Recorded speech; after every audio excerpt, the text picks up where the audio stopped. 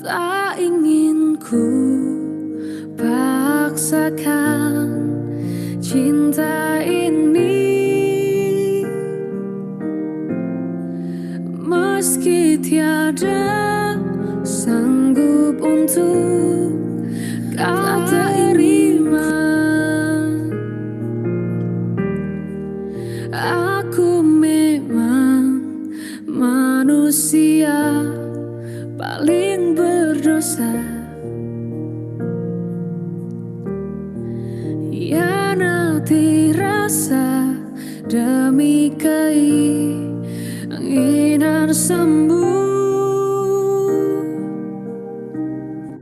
Lebih baik jangan mencintai aku dan semua hatiku, karena takkan pernah kau temui cinta sejati.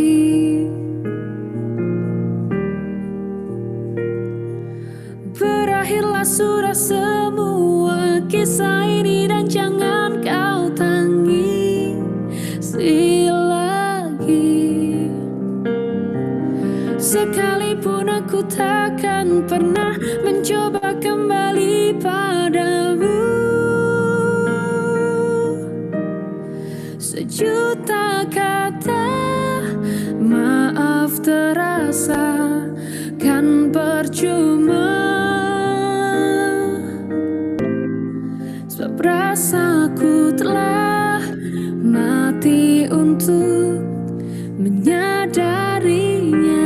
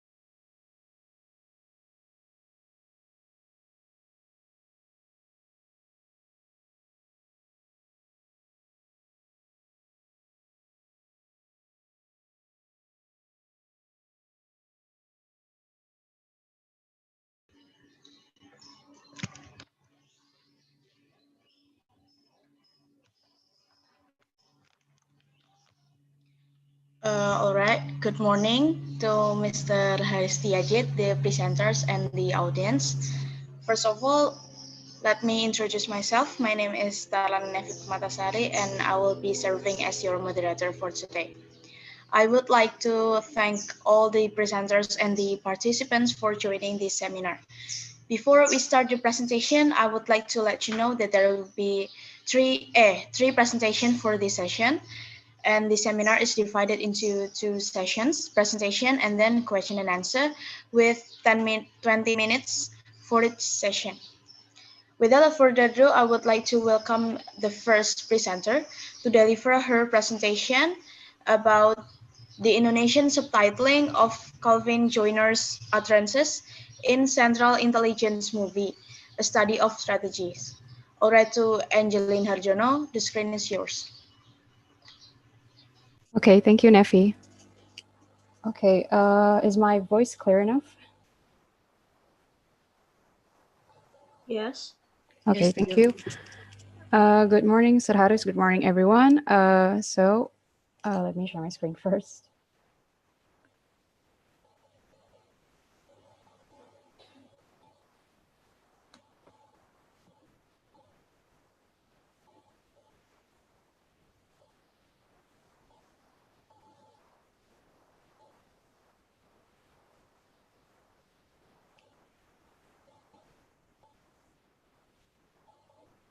Okay, morning everyone. So my name is Angeline, and today I will be delivering my paper on the Indonesian subtitling of Calvin Joyner's utterances in Central Intelligence Movie, A Study of Strategies. Okay, a brief background of the study. So first of all, as we know, translation has been used frequently as a means to bridge communication of different languages, because by our better understanding of other languages, the development and knowledge of various cultures also began to increase. But translation is not only about changing the words and phrases into the target language, but it's also about the process of transferring the meaning is also very important. Now, we can look at forms and processes of translation like everywhere, but we're going to focus particularly on mass medias like movies, because like through stories and images from the movies, like we are able to see and understand new things that come from the events that occurred in the movie. So we can say like movies have made a great contribution to the development of teaching and learning translation and interpreting through the subtitles, which deals with changing the form of the source language into the target language.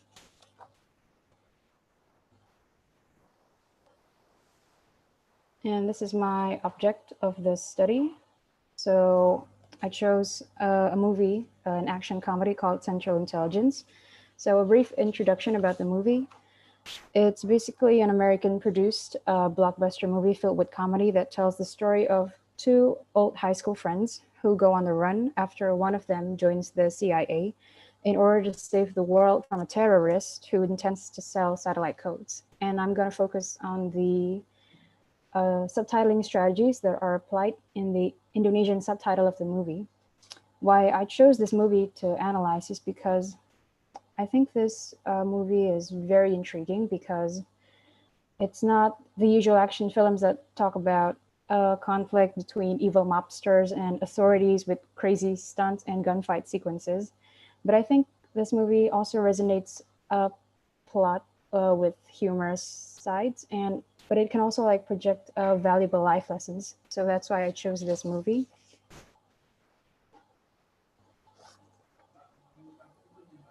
And this is my problem formulation. So what strategies are applied in the subtitle of Calvin Joyner's utterances in Central Intelligence Movie? So I intend to like identify and analyze the applied subtitling strategies that occur in the utterances of one of the main characters. So like any other type of translation, of course, subtitling has its own constraints, whether it be contextual or technical. So in order to resolve these problems, subtitling must evolve and adapt. So a translator must also be able to transfer the message by maintaining coherence and naturalness of the text in the translation for the audience to like understand and grasp the similar meaning from the source language. So maybe a translator can reconsider some of the linguistic and stylistic aspects, such as the lexical choices or the forms and aesthetics of the text. But they can also use technical devices in the translation dimension, such as subtitling strategies. So here I'm going to use Gottlieb's theory, who proposed 10 detailed subtitling strategies. The first one is we have expansion. So expansion is a subtitling strategy used when the source text requires further explanation because of some cultural nuance not retrievable in the target text. So as you can see from the source language, we have "I'm attempting to resign," and it is translated into "Aku berniat untuk resign," and we have the Indonesian meaning in a bracket. So the word berhenti in the bracket is purposely added so that audience can understand the context of the dialogue, because maybe some audience might not be familiar with the word resign. So the translator tries to retain the word by adding it into a separate bracket. And then we have paraphrase, which is a subtitling strategy that applies different syntactical rules in the target text to make it easier to be read and understood by the audience. So for example, she's a black-hearted person and I'm done with her. And then it is translated into dia orang yang berhati jahat dan aku sudah tak mau berurusan dengannya. So the phrase black-hearted means to act on evil intentions without any moral quality. So in order to transfer the similar meaning to the target audience, the translator applies this sentence with a different syntactic rule, berhati jahat, because if it were translated into its literal meaning, for example, like berhati hitam, the target audience might be confused. And then next we have transfer. It's a subtitling strategy that is used to translate the source text completely and accurately by literal word without any insertion or deletion. For example, in the source language, I know that Phoebe, and it is translated into aku tahu itu Phoebe. So as you can see, like there is no change at all in the phrase. And the fourth one, we have imitation. So imitation is a strategy.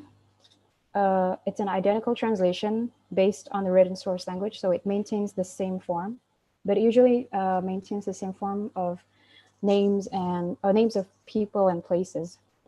So for example, here we have Facebook and drunk ex-wives do not make good friends, and it is translated into Facebook dan janda tidak bisa menjadi teman baik.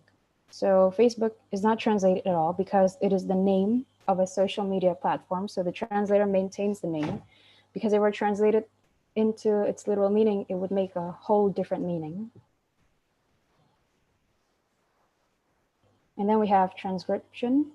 It is a subtitling strategy used in the cases when a term is unusual in the source text, for example, the use of third language. So here we have "This is our way, amigo."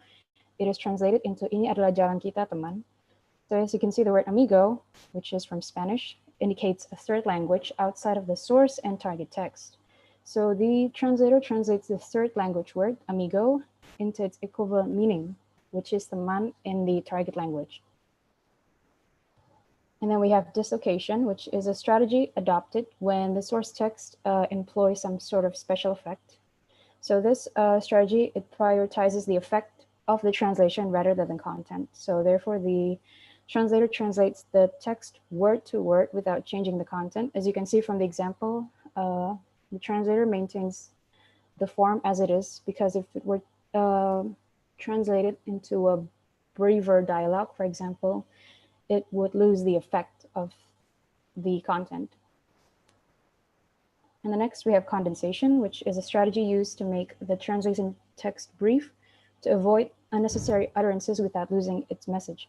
For example, we have "you're being informed as courtesy," and in the target language, kau ditunjuk langsung. So basically the strategy is used to make dialogue briefer, to make it more conversational, so that the audience can easily understand without looking at unnecessary utterances. Okay, and then next we have decimation. It's a strategy that is used to condense the utterances in a text under specific circumstances, such as quarreling, because the translator has difficulty in absorbing an unstructured written text in a rushed manner. So for example, we have "just jerk it back," and it is translated into "kubanting terus." So here the translator had to reform the source language from imperative form to declarative form in order to maintain the same meaning in the target language. So for example, there's a scene of a gunfight or something like that, and the characters are talking really fast, and the translator has a hard time in deciphering what they are trying to say if it were translated literally. So they made it briefer so that audience can still see and read the subtitle at the same time as the words are uttered by the character. So yes, this is the strategy to do that. And the next we have deletion, which is a strategy used to omit unnecessary words in the utterances.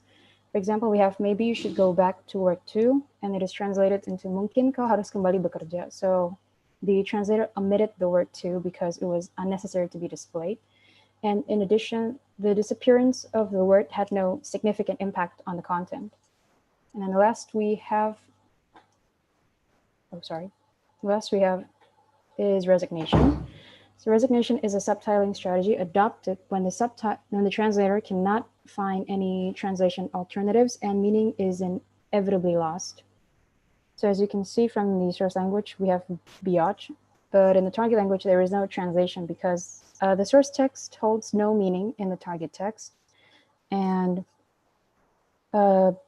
Therefore, the translator uses resignation because there is no solution in translating the source text.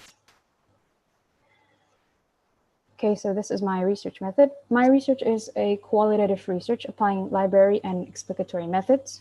According to Leedy and Ormrod, qualitative research is a detailed and systematic examination of the content of a particular body of material for the purpose of identifying patterns. So mine is a qualitative research because basically I focus on analyzing the content of a spoken text, which is the subtitle. And meanwhile, according to Zeet, library research is a research that used library sources to get the data. So I collected the theories and the experts' opinions using a library method. And the primary data are every utterances of the character derived from the movie script and the Indonesian subtitle made by an official party from the internet. Okay, my data collection. So the steps to collecting the data. First, I listened and observed the source text and the target text. And then I obtained the script electronically from a site that delivers a movie scripts of any kind of movies from around the world. And then lastly, I manually typed in the target text in the exact form as presented in the movie. After that, I classified them based on Gottlieb's. I analyzed the data and then classified them based on Gottlieb's theory. So 1 is number of the whole data, ST is source text, TT is target text, CI is the movie title, Central Intelligence, and we have also the timestamp of the subtitle. And next, here's my findings and discussions. So first, I found the paraphrase strategy. So in the source text, how about a hand for Principal Kent? And then the target text is translated into bagaimana jika beri tepuk tangan untuk kepala sekolah Kent. So in the source text, the phrase a hand can hold a lot of meaning. It could mean to give help to someone or to cheer and clap for a person's achievements. But in the target text, we have like 2 different phrases which indicate those 2 different meanings. So in order to emphasize the other meaning, the target text uses beri tepuk tangan in order for the audience to understand the context better. And then the second one, I found another paraphrase. Honestly, if my mom wasn't into white guys, it would be you. I know it would. Jika ibuku suka pada orang bule, itu pasti kau, aku yakin. So the phrase white guys in the source text means a certain race of people with clear colored skin. But if it were translated into its literal meaning, for example, orang putih, I think the target audience would find a hard time to understand the meaning because there are a lot of race of people with clear colored skin. So the translator uses paraphrase to specify the actual context of the source text using orang bule so that the audience can know exactly who is referred to in the text. And then the next one is transfer. So here we have, hey, what's up guys? Congratulations on that promotion. It's quite the thing. And it is translated into, halo, apa kabar teman-teman? Selamat atas promosimu, Bung. Itu sangat bagus. So as you can see that the source text doesn't necessarily hold any specific context that the target audience might not understand. So the translator translates the dialogue through transfer strategy without any addition or changes. So the text is seen as it is. Now we have another transfer. From the source text. God, man, look at you. You've lost like 200 pounds. I see you gained it back with muscles. Oh my God, you look great. And then it is translated into, astaga, sepertinya beratmu berkurang 90 kilo dan kau menggantinya dengan otot. Oh Tuhan, kau tampak hebat. So similar to the previous case, this dialogue also doesn't require any further explanation regarding the meaning and context. So therefore, the translator uses transfer to translate the dialogue literally without any alterations or modifications. And then we have decimation.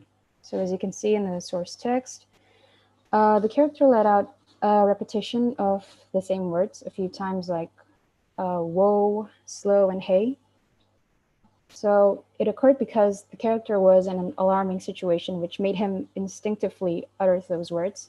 So since the utterances also occurred in a rushed manner, the translator uses decimation to make the dialogue briefer by omitting the repeated words without losing the main meaning. And then another decimation here. It is also kind of repetitive, but what he meant to say was he was just trying to say what.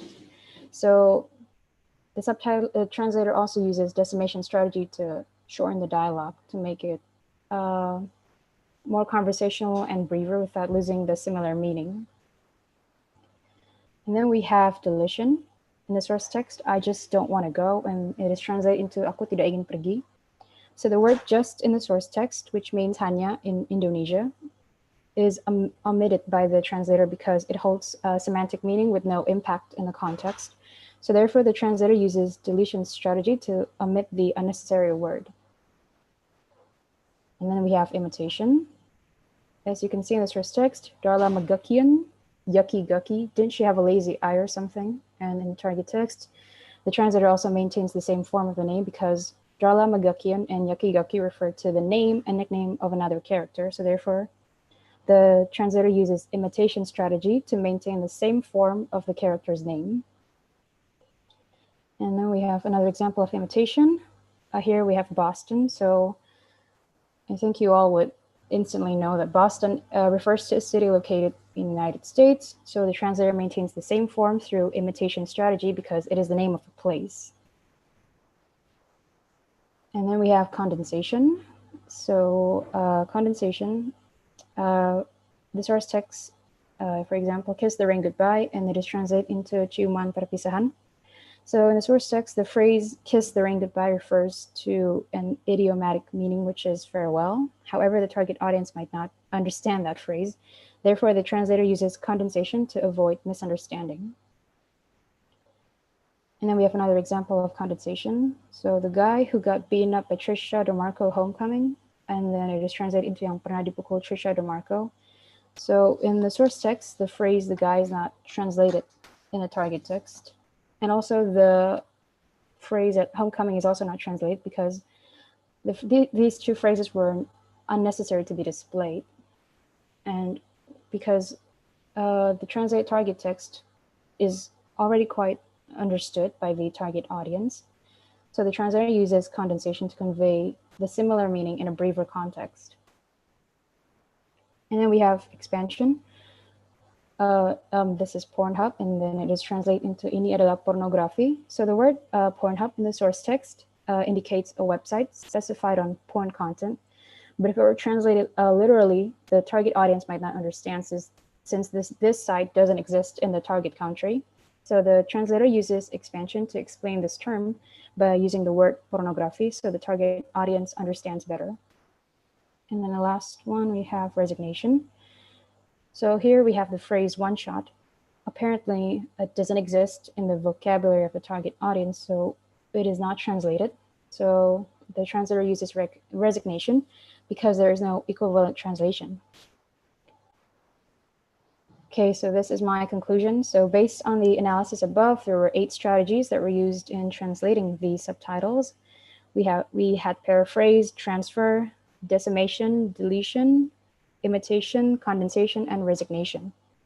And however, I paid attention that the use of deletion, resignation, and expansion were the least in the analysis because I think that most of the subtitles were clear enough to be understood by the audience that they didn't require further alterations.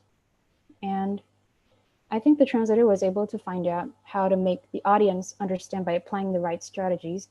And in return, through these strategies, the audience also understands the story or the message of the movie better.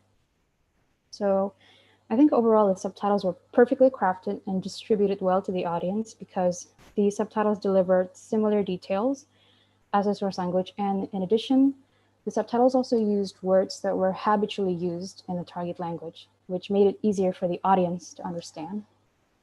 I guess that's all from me. Thank you. Okay, thank you, Angeline, for the presentation. Now we've come to the question and answer session. I will welcome questions from the judges first. Judges, please deliver your question and don't forget to also turn on your camera when asking.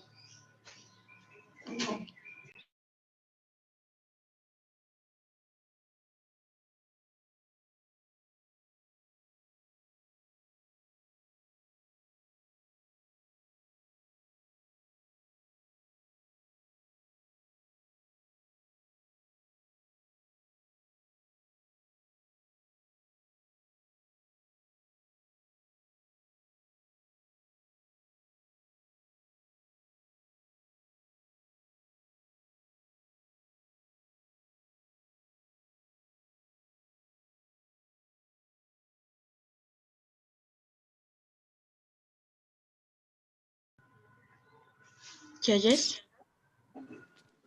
Hello, Angeline. Hello. Wait for a second.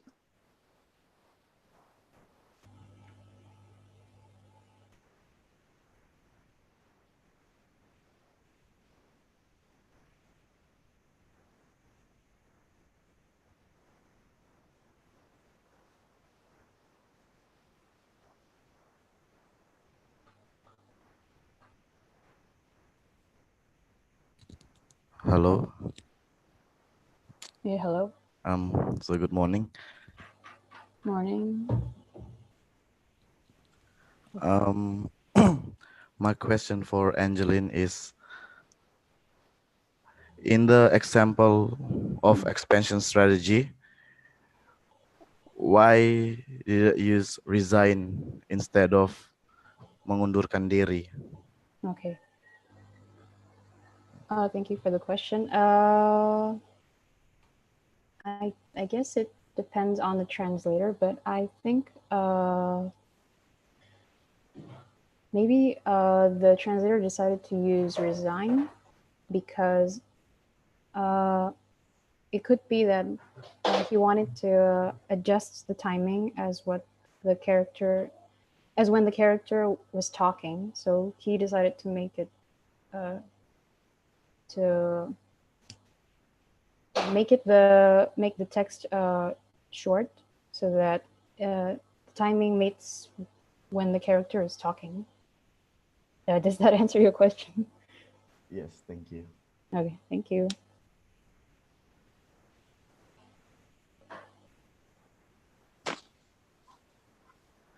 Angeline, I want to ask you about the example of your resignation biatch.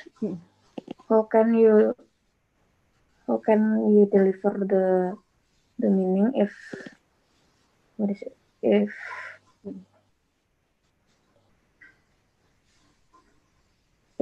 the word biatch has no meaning in the target text?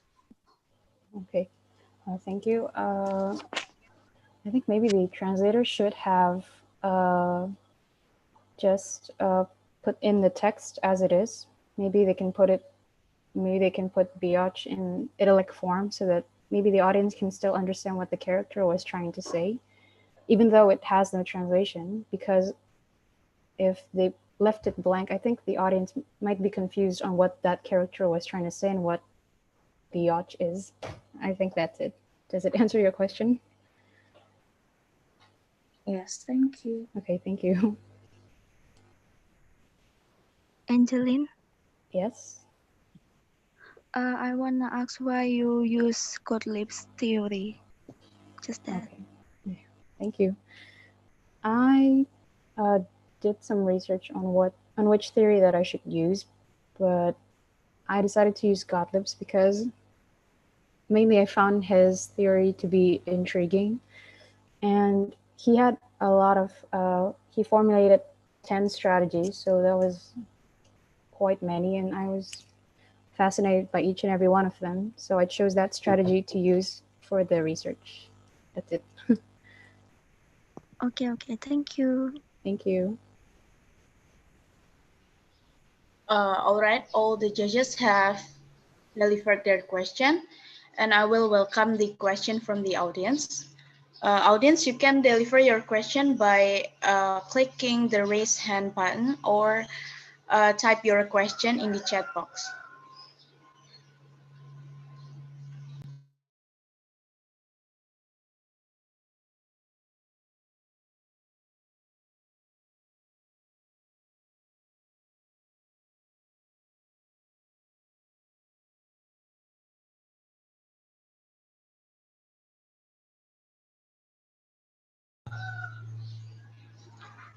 Okay, so we have a question from Mr. Haris Tiajit. Hi, Angel. What's the difference between resignation and deletion? Okay, thank you, Sir Haris. So I guess as I explained before, like deletion is a strategy that is used to omit an unnecessary word, while resignation, it it's a strategy that is used to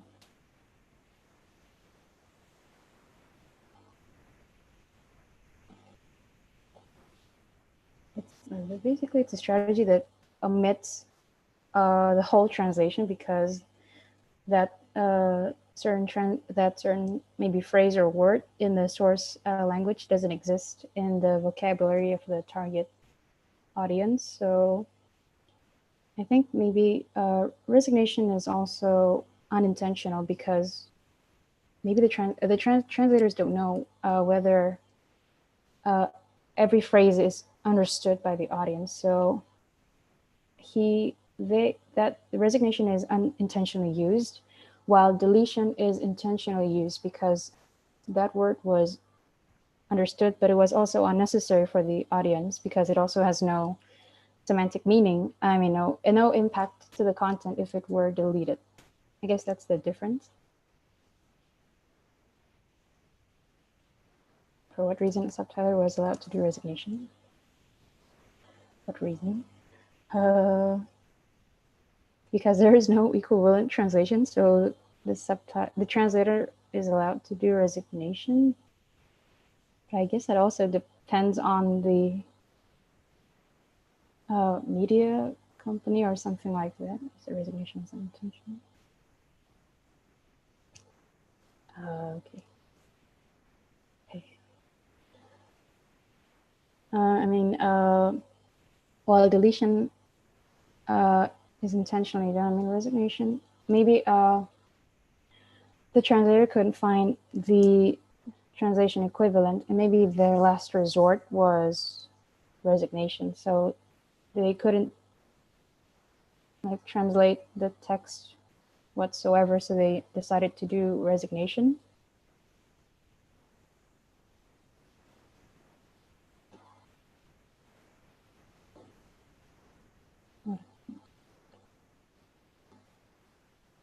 And I think it all comes back to the translator.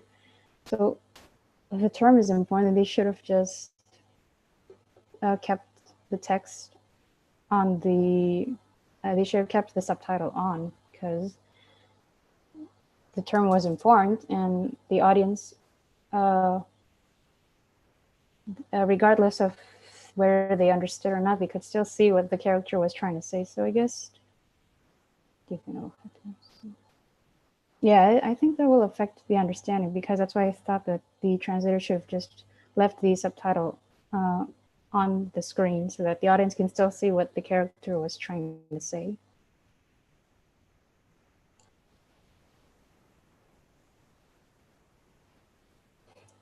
Okay, thank you, sir.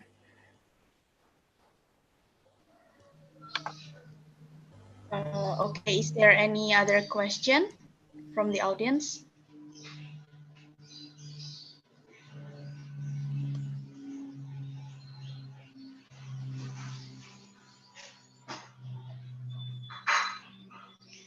All right, if no, then thank you for the informative talk, Angeline. And now I would like to welcome the second presenter to deliver her presentation about an analysis of translation techniques and quality assessment of swearing words in Transformers 3, Dark of the Moon. To Ega Claudia, the screen is yours.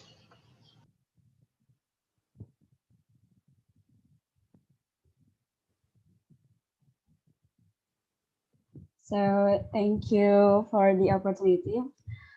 Good morning, everyone. Good morning, Sir Harris.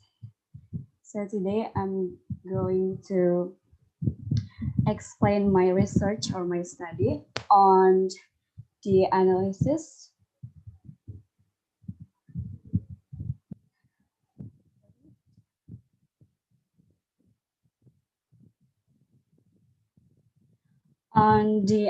of translation techniques and quality assessment of swearing words in Transformers 3, Dark of the Moon. So swearing is considered as a part of language, which represents the culture where the society lives and is used as a means of communication in the daily life. For instance, American Black community uses swearing words to complete the sentences they uttered as they are normal words. Of swearing word is considered indecent or inappropriate in polite context. However, it exists in most languages and cultures. And the use of swearing words is now more frequently used in the movies, which most of the movies are made by Americans. So sometimes American films or movies are regarded offensive, and they consist of many swearing words into their language. So that means that there are many problems in defining and translating the meaning of swearing words from the source language into the target language. But the message must be conveyed properly and accurately using some techniques to find equivalent words which are acceptable to a certain culture. And then my problem formulation. What are techniques used in translating swearing words in the movie Transformers: Through the Dark of the Moon, and how do the techniques influence the translator in translating swearing words in the case of the accuracy and acceptability levels of the translation?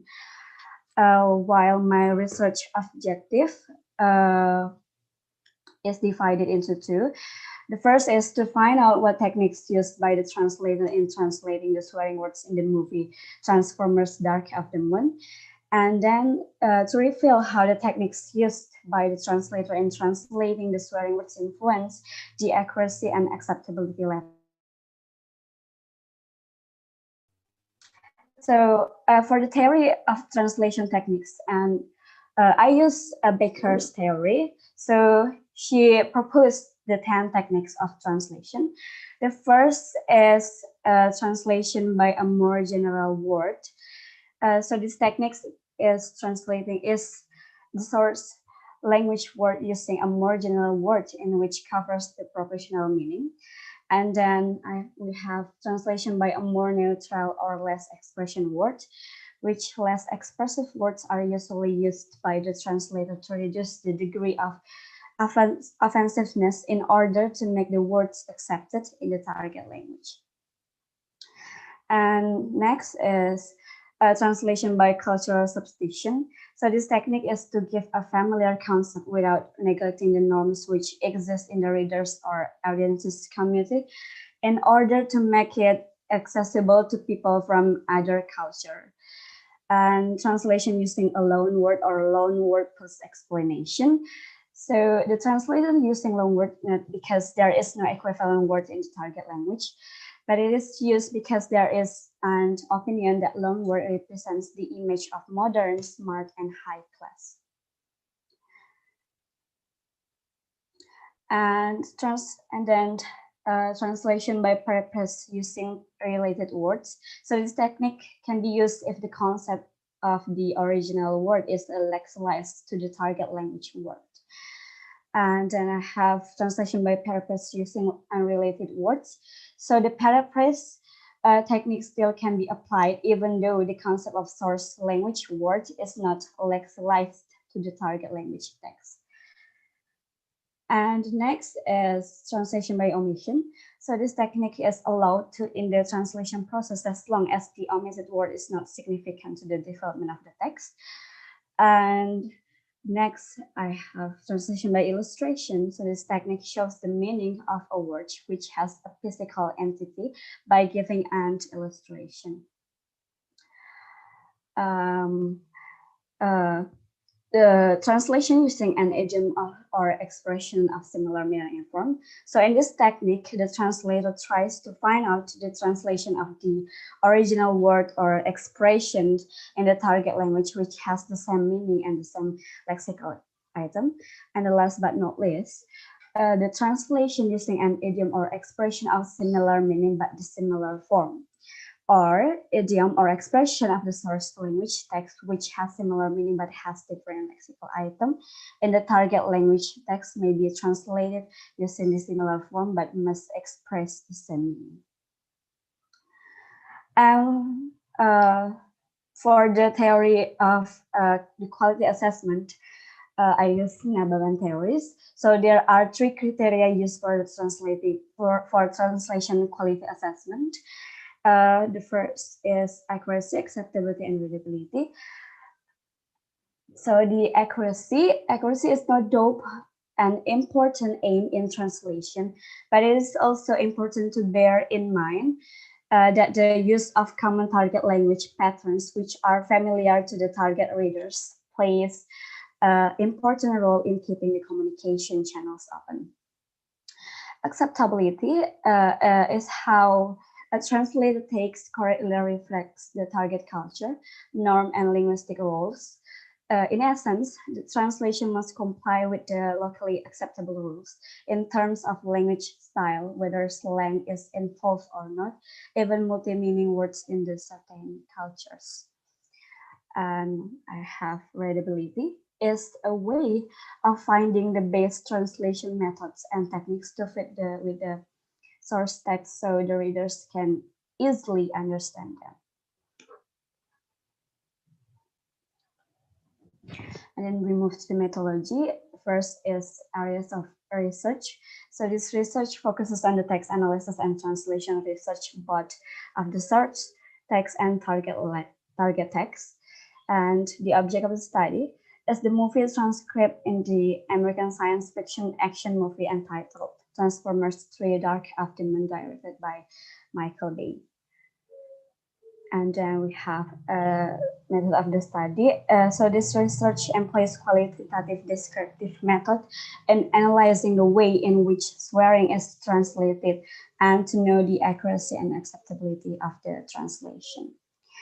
For the types of data, the objective data to analyze in this study is all of the swearing words and their Indonesian subtitle taken from the movie Transformers 3: Dark of the Moon. And for this population and sample, the samples used in the study are all sentences which contain swearing words in the movie. And then the data collection. The first step is collecting the data, and then the next step is sorting out the data, and then identify the data and also analyze the data. And the next step is classify the result, and the last step is make the conclusion.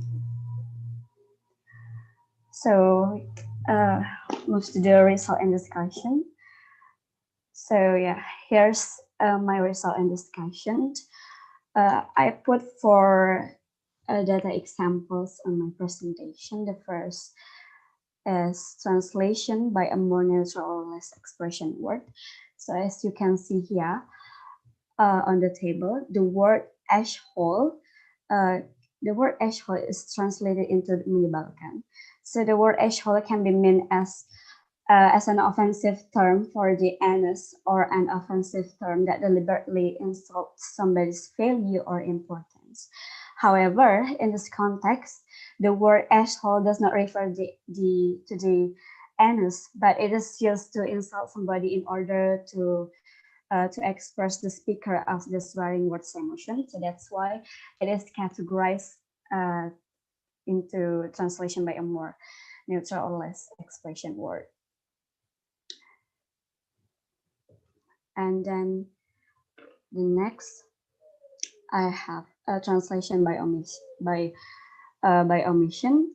So yes, on the table, the hell, or literally the word hell, which is based on the Collins English dictionary, is a place of punishment after death, or the place where the souls of people are damned, suffered eternal punishment after death. So the word hell can be used as an exclamation of anger, annoyance, surprise, and so on and so on.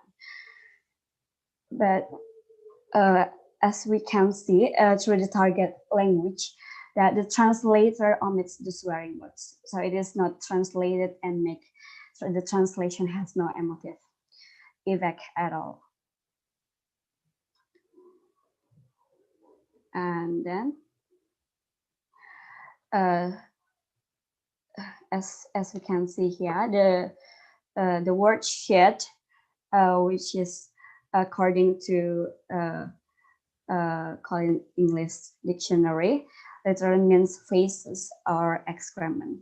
However, it also can be used as an exclamation expressing anger, disgusting. While the word sial, according to KBBI, means tidak mujur, malang, celaka, buruk nasibnya, mendatangkan kecelakaan, kemalangan, dan sebagainya. The word shit and sial are separate utterances which are considered as expletives since they are used to express the speaker emotion indirectly toward other. So both of them are used to show anger and annoyance to unpleasant things. And next, translation using an idiom or expression of similar meaning but dissimilar form. So here, as on the table, the word bullshit, which means exaggerated or foolish talk, nonsense. As in the dialogue, the speaker is giving emphasis in the word bullshit to show his annoyance. It means that besides having vulgarity effect, so this word also used as an offensive word to express emotion. While omong kosong and based on KBBI means cakap angin or bual, which means that this word has similar idea with bullshit, but bullshit and omong kosong does not have similar meaning because the word omong kosong is not as vulgar as the word bullshit. In short, this translation of the swearing word having less expressive meaning than the original word. So my conclusion is the translation by omission is the most frequent technique used to translate swearing words in the movie Transformers 3: Dark of the Moon. So this translation technique often makes the expressive meaning lost, although it doesn't make the translation lose of the meaning. And then the researcher also concluded that the translation quality is undeniably influenced by the technique used by the translation. So yeah, I think that's all from me. Thank you for your attention. Okay, thank you for the presentation, Ega. Now we've come to the question and answer session. I will welcome the question from the judges first. Please deliver your question and don't forget to turn on your camera.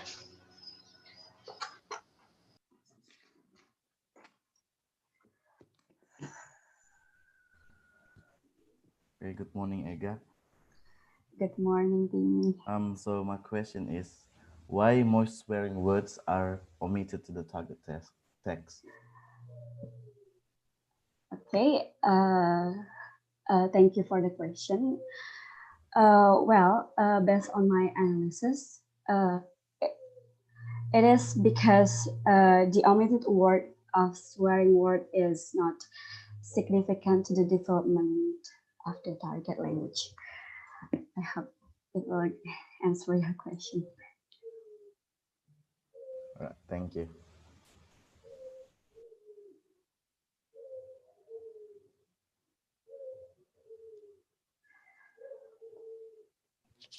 Hello, Ega. Hi, Dinar. I wanna ask about what is the difficulties about translating the swearing words according to the many aspects of culture, religion, and etc. based on your paper to the target text. Thank you.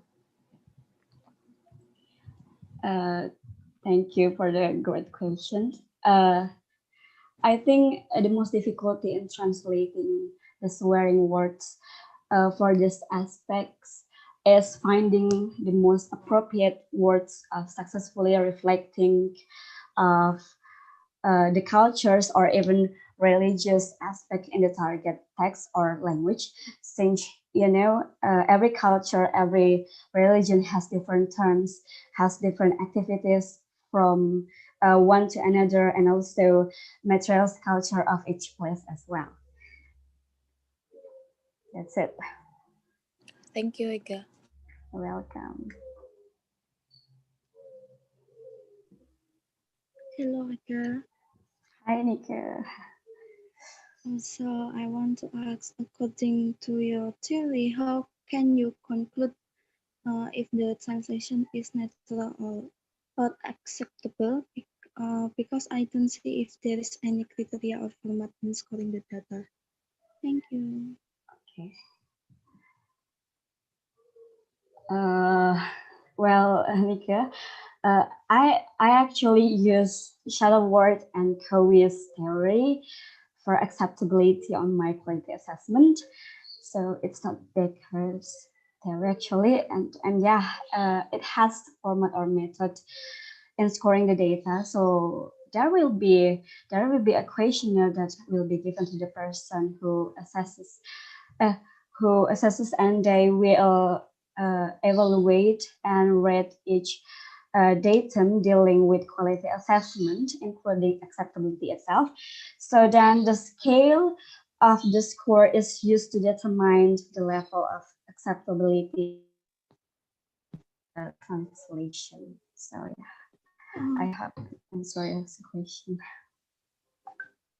Okay, okay. Thank you. You're welcome. All right, all the judges have delivered their question, and I will welcome the question from the audience. You can deliver your question by clicking the raise hand feature or type your question in the chat box.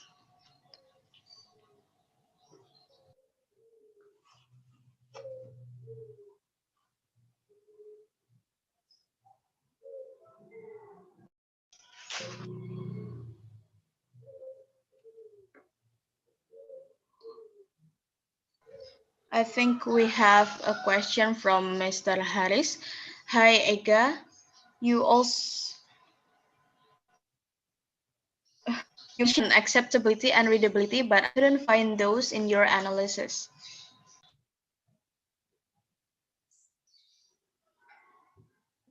So yeah, thank you, Mr. Harris, for the question.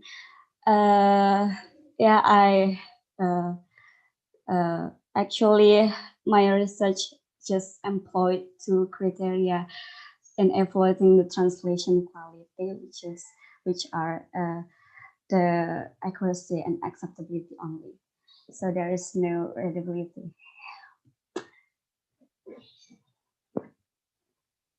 Thank you.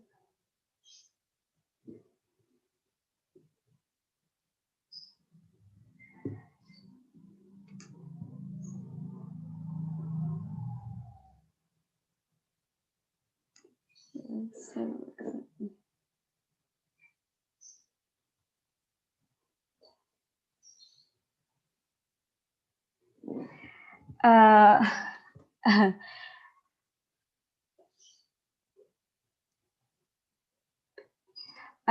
actually, I'm working to analyze the quality assessment sir. So I'm not there enough to input the what is it those aspects into my presentation. Sorry in advance.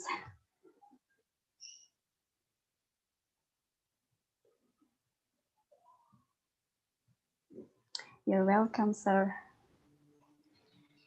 Okay, is there any other question from the audience?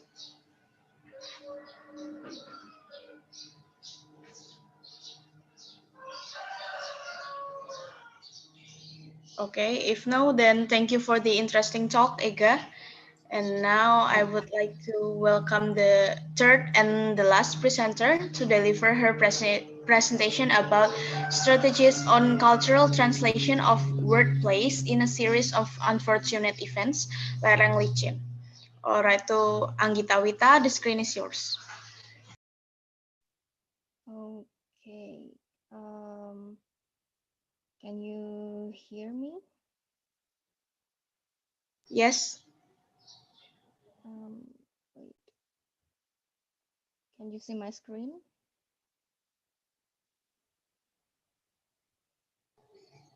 Yes. Okay. Okay. So, hello everyone. I'm Anggi, and today I will present my paper, Strategies on Cultural Translation of Workplace in a Series of Unfortunate Events, Lereng Lizin. Before we start, I want to say that I'm sorry that I can't show my face due to personal reasons. I got the permission from Mr. Harris. Also, I will only explain parts of the study that directly contribute to the discussion to save time, since my theory has many types. Now, let's get into it. The focus of this translation is wordplay, which is a form of humor often utilized in English literature. And just like any other types of humor, it heavily relies on cultural understanding to infer and therefore a challenge to translate.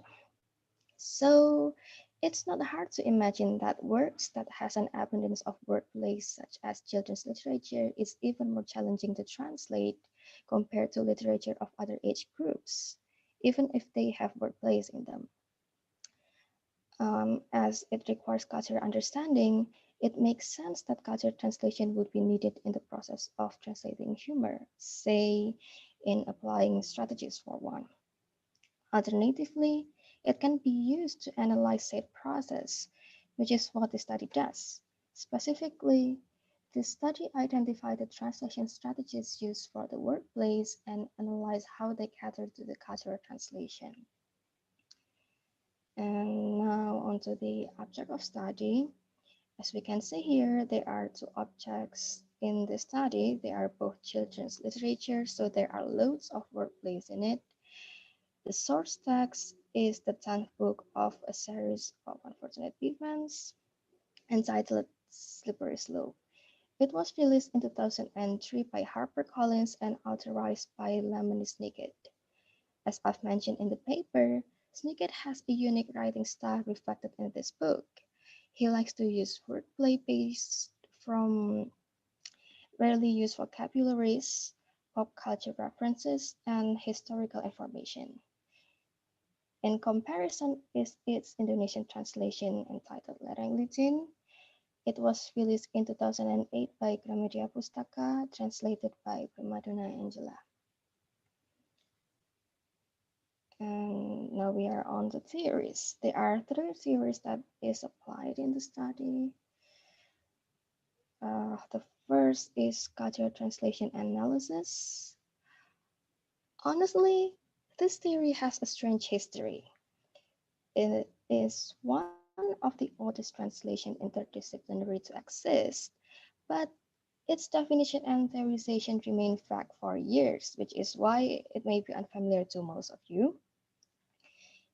In the paper, I mentioned that the term was first used by Homi Bhabha in 1985, but no other theories attempted to solidify it until Sarah Maitland in 2017. In her book, What is Cultural Translation? She defined cultural translation as the purposeful orientation of hermeneutic dimension of life towards meaningful action and the transformation of interpreting self. Or, well, in simple words, it is the act of interpreting life in purpose of understanding it. Hermeneutics is an important keyword here because Maitland extended her definition based on Paul Ricoeur's theory of hermeneutics, which is the art of interpretation that questions the limits of our interpretation, with interpretations itself is something we simply do to understand everything in life. Now, lining it all up, hermeneutics is basically the art of interpreting, and cultural translation is the attempt of interpreting life.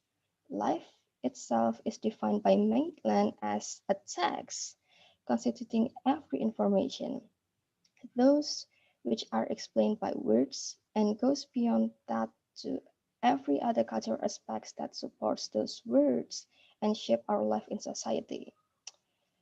To summarize what is life as text, as long it can be interpreted, it is a text in Maitland's book. Now, moving on from the philosophical definition of cultural translation to its practical dimensions. Maitland proposed 5 dimensions: interpretation, distinction, incorporation, transformation, and emancipation. But I will only explain the one applied in the study, interpretation. In this dimension, the focus is the process of understanding cultural references in the source text. In translation process, it helps translators to deliver cultural references and experiences from one language to another. But in analysis, which is applied in the study, it helps researchers see how the product catered to cultural translation by inferring references in source text and comparing it to the translated product. And now on to the second theory, wordplay. I took the definition from Pope's The English Studies book, An Introduction to Language, Literature, and Culture, which is a play within and around language, with play itself defined as something we do and study, such as jokes and witty remarks in forms of figurative languages. To put it simply, wordplay is a result of human creativity in utilizing words. Pope established 5 types of wordplay, as we can see here, but again, I will explain those that are relevant to the study. One is lexical play, which utilizes words as signifier and creates logical connection with its references as what is signified. The example of this wordplay type is are puns and nonsensical utterances. The other one is contextual and intertextuality play, which relies on the specific context established within the text as its own reference. The example mentioned in the slide is acronyms. Lastly, there is translation strategies, which is loosely defined as translation techniques that can be applied while translating source text to target text. I took Newmark's 8 translation strategies for the study, but there are only 5 applied in the text: literal, faithful, semantic, adaptation, and communicative. These 5 strategies will be explained in the analysis along with one representative data each. Okay, now we finally got into the analysis, but before we get into it, I will explain the code I use for the study. The first thing mentioned is in the code is the number of data. In the example is 2. Following that is the label whether the datum is collected from the source text or target text, abbreviated to ST and TT respectively. Then the title of the books and the position of the wordplay by page and line. For example, in the target text code here, the last label of the code is P10 stripe L7. It reads as page 10, line 7. Okay, and now onto the analysis. The first strategy found in the text is literal translation. It is a translation strategy that retains target language structure but ignores context by choosing the most literal words possible, which we can see in the representative data here. This particular data is taken from the dialogue of a character of the story, Sunny Baudelaire, one of the main characters. The main characters themselves being Baudelaire siblings. Sunny herself is a toddler who likes to babble utterances that seems nonsensical at first glance, but actually has intended meaning. As we can read from the source text, nonat is the phonetic transcription of no nat. which seems nonsensical without context. Um, in target text, it is translated to the ada serangga. Quite literal, still retains the informal form like source text, but shown more sentence structure in comparison. So this choice made Sunny seems more eloquent in target text, therefore not delivering her character in the same way as how she is in the source text. And the next is faithful translation, which is an imperfect improvement of literal translation as it translates both the structure and context from source language to target language, but left cultural words as is. This data is an example of words that is left as is, that are left as is. The name appears in some parts of the story and it is left untranslated while the phrases surrounding it is translated. In the book, there are many punning names like this one to give characterization hints. For one, scholar itself means the condition of being squalid, with squalid defined as involving low moral standards and dishonesty. This definition reflects Esme's character, as she is mentioned lying to the Baudelaires, stealing fortunes, and kidnapping children within the series. Since squalor has no meaning in target language, nor it is a common vocabulary in source text that target readers might be exposed of, target readers are likely to miss the characterization hint as it is left untranslated in target text. The third is semantic translation, which translates by retelling source language using target language while maintaining the aesthetic value of the text. As shown in the data here, both source and target text maintains the respective acronyms of the circuit organization in the book to form a code. In source text, it is VFD, and in the target text, it is PKS. However, as the priority of translation is to maintain the aesthetic of the acronym, the emphasis of the target text changed to Kajam sekali from faint and fat in source text. So since different words are used, the emphasis resulted is also different. The fourth is adaptation strategy, which transforms all cultural aspects of source language to target language, but preserves other aspects. The cultural aspect in this data is Caligari. It is a reference to the Cabinet of Dr. Caligari, an iconic horror surrealist silent film with eerie vibes, similarly to the carnival in the book.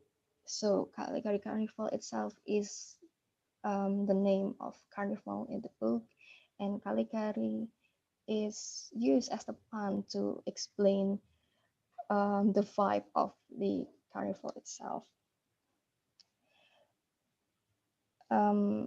As the film itself is a popular Western reference, likely unfamiliar to target culture, it will be treated as another foreign name, just like the case of Esme's Squalor if left untranslated.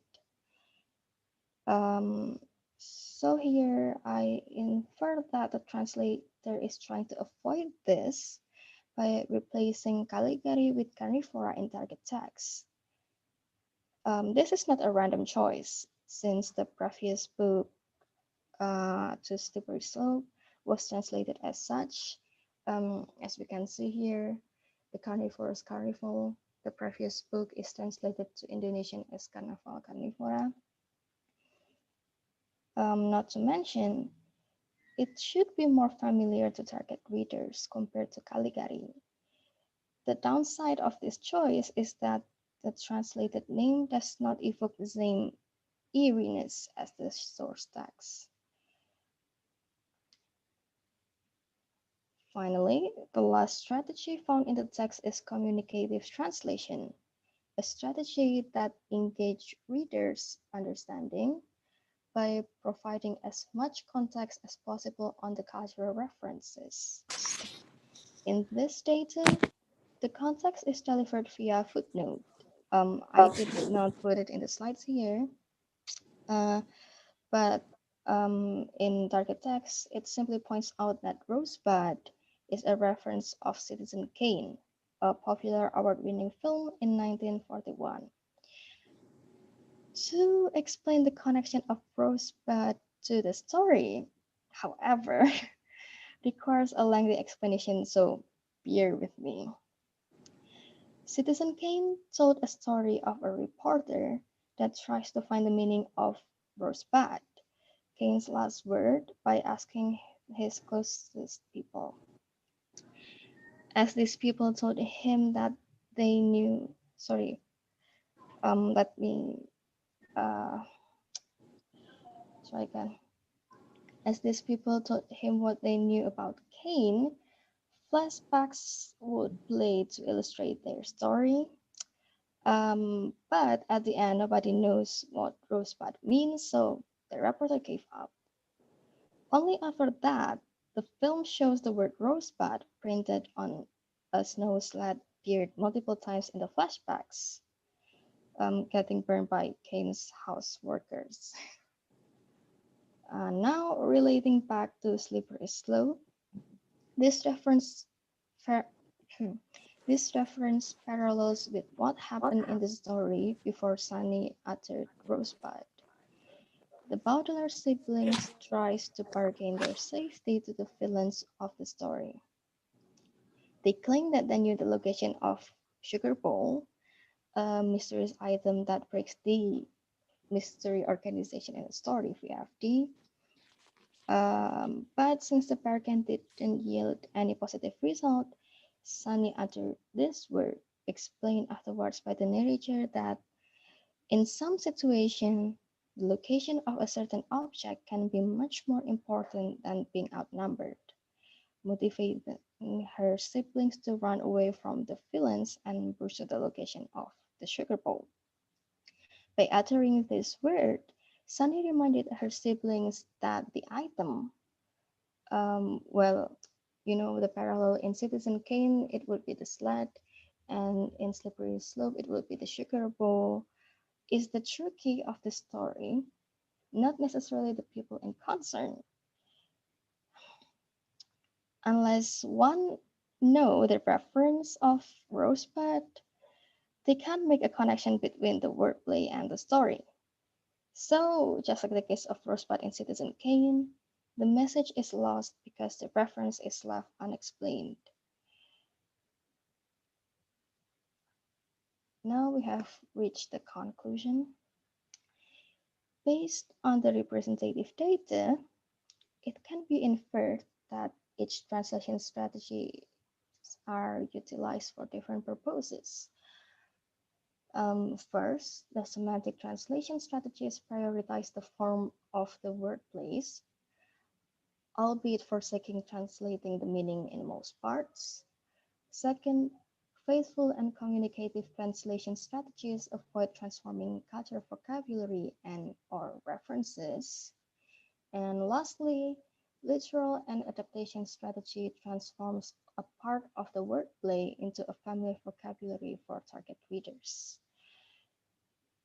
Therefore, the strategies applied in the text does not cater to the concept of cultural translation well. Instead, it does the opposite in order to maintaining integrity and readability of the whole text.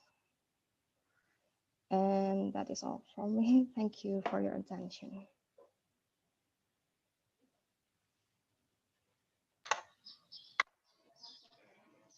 Okay, thank you for the presentation, Anggi. Now we've come to the question and answer session, and I will welcome the question from the judges first. As always, please turn on your camera when asking. Thank you.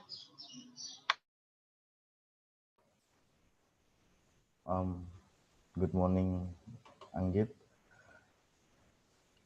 Morning. So my question is, why did you use cultural translation on your paper? Thank you. Okay, thank you for your question, Timmy.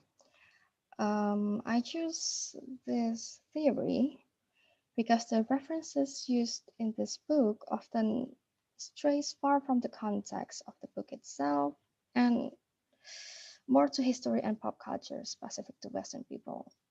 So, to analyze this object, I would need to see beyond the written text and more to the culture backing them as references.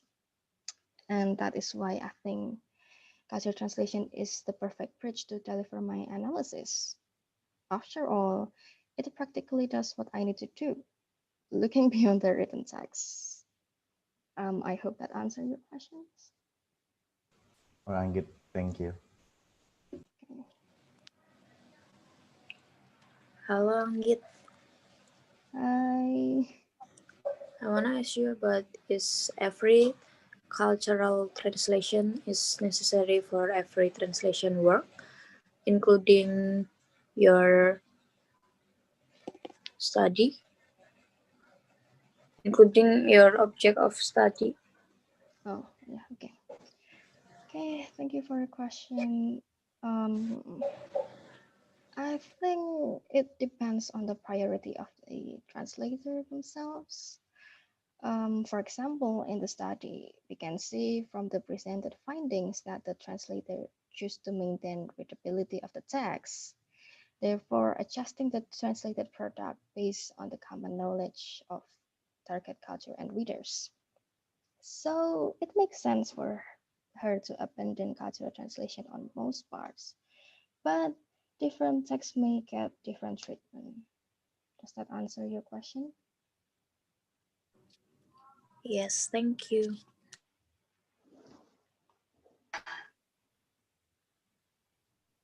Anggit, Hi.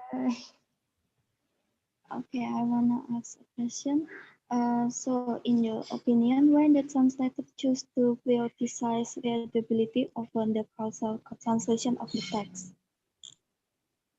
Um, well, since before I analyze this object, I've read a lot of books. I mean, children literature. I find that children's literature don't sell unless the kids are interested to read them. As we can see in this object, the references used in the story is heavily Western centric, that only a minority of Indonesian people would understand them. If the translator were to keep them, the target readers will feel overwhelmed by words they don't understand and, well, possibly drop the book. So, in this case, readability is more important to keep the readers entertained and engaged. Does that make sense? Yes, thank you for your answer.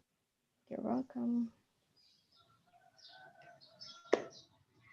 All right, all the judges have delivered their question, and I will welcome the question from the audience. Once again, please, you can ask question by clicking the raise hand feature or type in the chat box.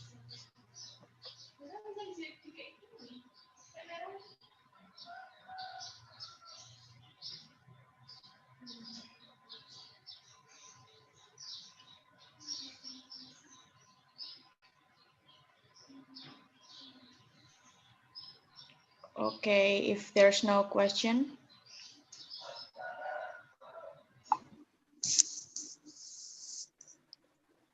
Okay, if there's no question, then thank you for the insightful talk, Anggi. And hopefully the information which we have shared today will be useful for all of us. Thank you to all the audience for your participants, and let me remind you to submit the group and peer grading to the LMS belajar.usd.ac.id or kuliah.usd.ac.id no later than 11 p.m. Thank you.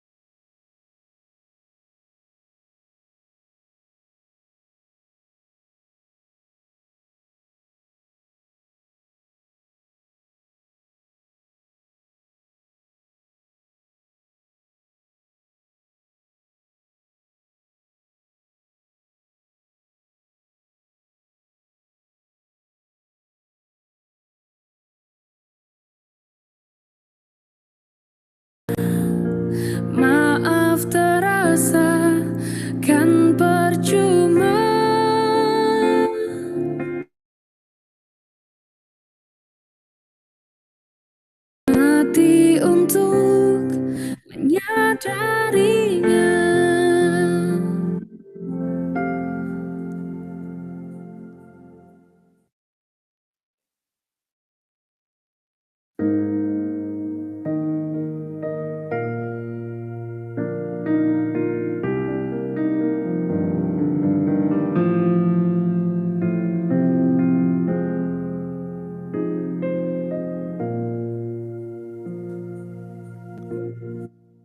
Jangan lagi kau sesali keputusanku. Ku tak ingin kau semakin kan terluka. Tak ingin ku paksakan cinta ini, meski tiada sanggup untuk kau terima.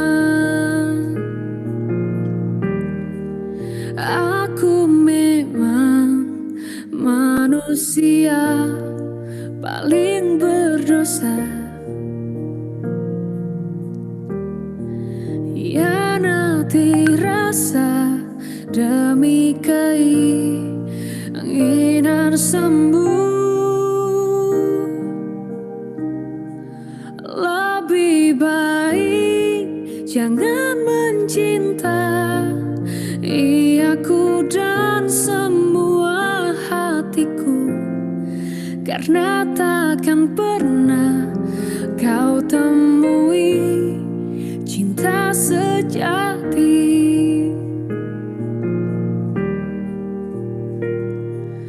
Berakhirlah sudah semua kisah ini dan jangan kau tangisi lagi. Sekalipun aku takkan pernah mencoba kembali padamu. Sejuta kata maaf terasa kan percuma, sebab rasaku telah mati untuk menyadarinya.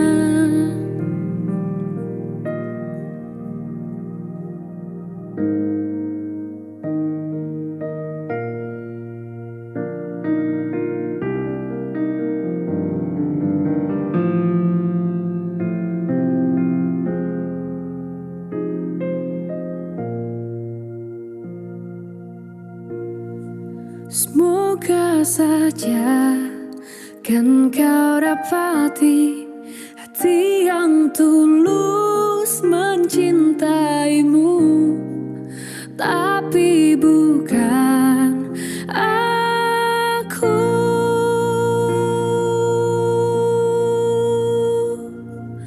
Berakhirlah sudah semua kisah ini dan jangan kau tangisi lagi. Sekalipun aku takkan pernah mencoba kembali padamu.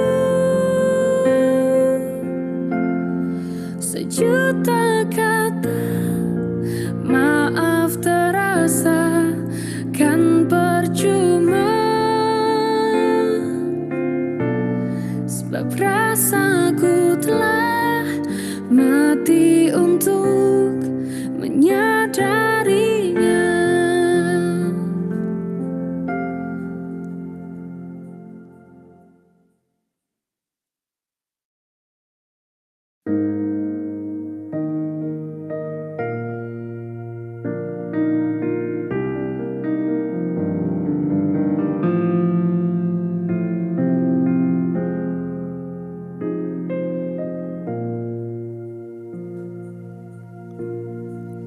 Jangan lagi kau sesali keputusanku. Ku tak ingin kau semakin kan terluka. Tak ingin ku paksakan cinta ini, meski tiada sanggup untuk kau terima. Aku memang manusia paling berdosa, hianati rasa demi keinginan sembuh. Lebih baik jangan mencintai aku dan semua hatiku, karena takkan pernah kau temui cinta sejati.